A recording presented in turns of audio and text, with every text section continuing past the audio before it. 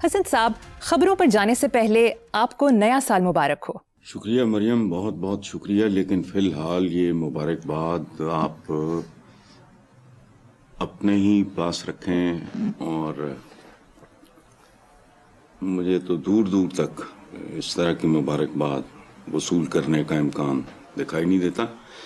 میں ریئلسٹک آدمی ہوں.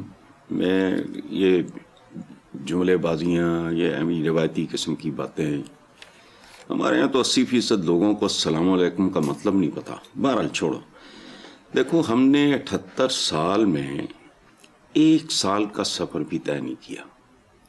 اگر میں پاکستان کی تاریخ کو دیکھوں تو سوائے ایک ایٹمی دھماکے کے، وہ بھی اس لیے کہ ہمیں پڑوسی ایسا منحوس ملا، تو باقی بیسیکلی ملک ہوتا کیا ہے؟ کیوں ہوتا ہے ملک؟ جس ملک کے عوام آسودہ نہیں ہیں تو کیا ہے اس میں کون سی مبارکباد ہے؟ سال بدلتا ہے صرف کیلنڈروں میں، ہم جیسے لوگوں کے لیے، ہم جیسی قوموں کے لیے، جبکہ تبدیلی نظر آنی چاہیے سماج پہ، معاشرے پہ، سوسائٹی پہ، لوگوں کی بھاری ترین اکثریت پہ. اگر ان کے چہروں پہ مسکراہٹ ہے، ان کے گھروں میں سکھ ہے، ان کے بچے اسکولوں میں جا رہے ہیں، اسکولوں کا معیار بہت اچھا ہے، عدالتوں میں انصاف مل رہا ہے، تھانے لا اینڈ آرڈر، تو ادھر مطلب مجھے نہیں سمجھ آتی. ایک اور سال وہ بڑا میرا اپنا شعر ہے کہ رستے پہ عمر کی میرا پاؤں پھسل گیا. یہ شعر میرا ہے. رستے پہ عمر کی میرا پاؤں پھسل گیا، ایک اور سال پھر میرے ہاتھوں نکل گیا.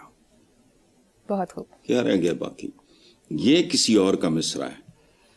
تمام عمر چلے اور گھر نہیں آیا.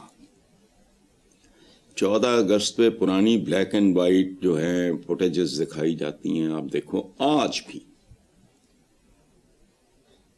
وہی صورتحال ہے. ہجرت کا سفر ختم نہیں ہوا.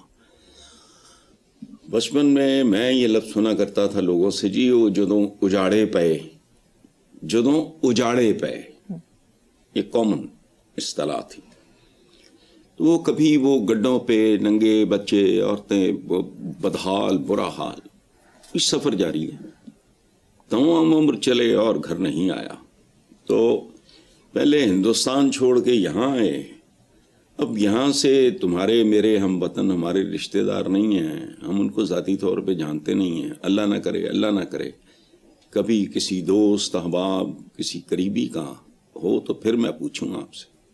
کشتیوں میں ڈوب مرتے ہیں، بارڈر پہ مارے جاتے ہیں، فلانا ہو جاتا ہے، ٹمکانا.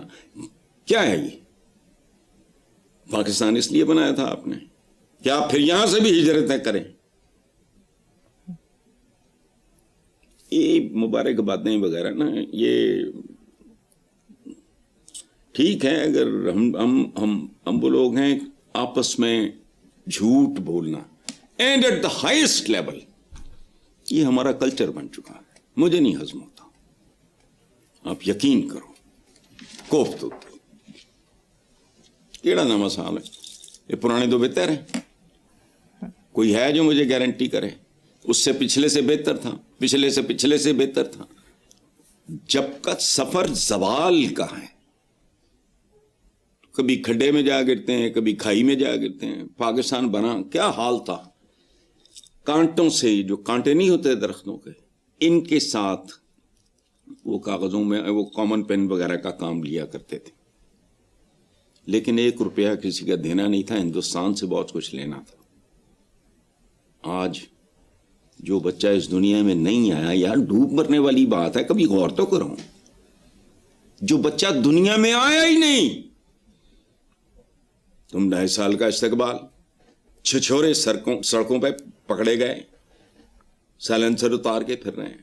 جو بچہ آیا ہی نہیں اس کا استقبال کرے گا کرسا. تو بھائی تھینک یو ویری مچ، آپ کا جیسچر بہت خوبصورت ہے. چلیں ٹھیک ہے سر صاحب، خبروں کی طرف چلتے ہیں. اسپیکر قومی اسمبلی سے ڈھاکہ میں بھارتی وزیر خارجہ نے ملاقات کی. بھارتی وزیر خارجہ خود چل کر ایاز صادق کی نشست پر آئے اور مصافحہ کیا. اسپیکر قومی اسمبلی ایاز صادق نے بھی مسکرا کر انہیں جواب دیا. دیکھو دونوں طرف سے کچھ لوگ اس شیک ہینڈ کو، اس مصافحے کو جو ہے اس اور طریقے سے پیش کر رہے ہیں، اس میں منافقت. لیکن میرا خیال ہے کہ ایسے نہیں دیکھنا چاہیے. 2-3 شعر ہیں، تم تکلف کو بھی اخلاص سمجھتے ہو فراز، دوست ہوتا نہیں ہر ہاتھ ملانے والا، ہاتھ ملا کر ڈس لے گا وہ اور تو نیلا پڑ جائے گا، سب کا روپ اجڑ جائے گا. ٹھیک ہے، یہ قدرت کا فیصلہ دیکھو. ویسے سبحان اللہ سبحان اللہ، یعنی بنگلہ دیش میں کھڑے ہو کے وہاں کے وزیر خارجہ جے شنکر صاحب خود آ رہے ہیں، مصافحہ کر رہے ہیں. اور یہ اچھا، اس سے مجھے یعنی جس فال آف ڈھاکہ میں ہندوستان کا کلیدی رول تھا، لیکن میں ذاتی طور پہ اس نتیجے پہ پہنچا ہوں کہ وہ بلیسنگ ان ڈسگائز تھا. اللہ کرے آنے والا وقت میری بات کو صحیح اور درست ثابت کرے. اچھا، چاہیے یہ کہ جے شنکر صاحب جو ہندوستان کے وزیر خارجہ ہیں، خوبصورت آدمی، اچھا آدمی، یہ رواداری ہمارے سیاستدانوں میں بھی اگر آ جائے، یہ تھوڑا سا رکھ رکھاؤ، بھرم شرم، تو بہتر بات ہے. ان کو چاہیے کہ، لیکن وہ وقت تو گزر چکا ہے، ان کو چاہیے تھا کہ ایاز صادق سے ہاتھ ملانے کے بعد ہاتھ دھوئے بغیر اپنے وزیر اعظم کے سر پہ رکھتے، شاید اسے عقل آتی. بہت گھٹیا ترین کمیونٹی ہے پولیٹیشنز کی ورلڈ وائڈ. ان کو سوائے اپنے اقتدار کے اور اس کے دوام کے، یعنی قطعاً نمبر 1 پریورٹی یہی ہے، نمبر 2 بھی، نمبر 3 بھی.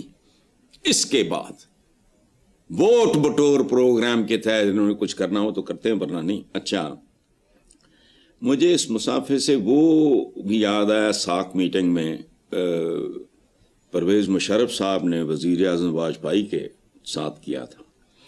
اوے ہوش کرو اے بدبختو، انڈینز ہمارے بھائی.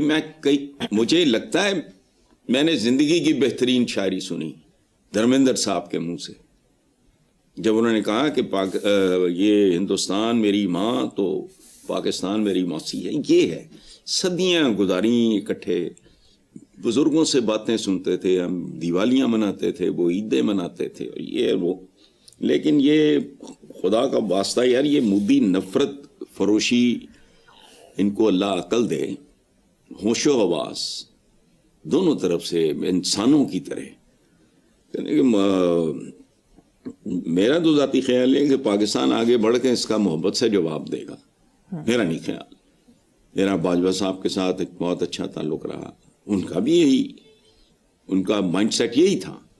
تو اور یہی دونوں کے حق میں ہے. دونوں کے حق میں کا مطلب پاکستان کے حکمرانوں یا ان کے حکمرانوں کی بات نہیں کر رہا.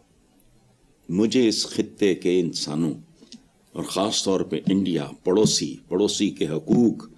صحابہ نے ایک زمانے میں وہ کہا کرتے تھے کہ ہم نے تو یہ سوچ لیا تھا کہیں حضور پڑوسی کی جائیداد میں یا آپ کی اس کے حوالے سے وہ جائیداد میں حصہ نہ رکھ دیں.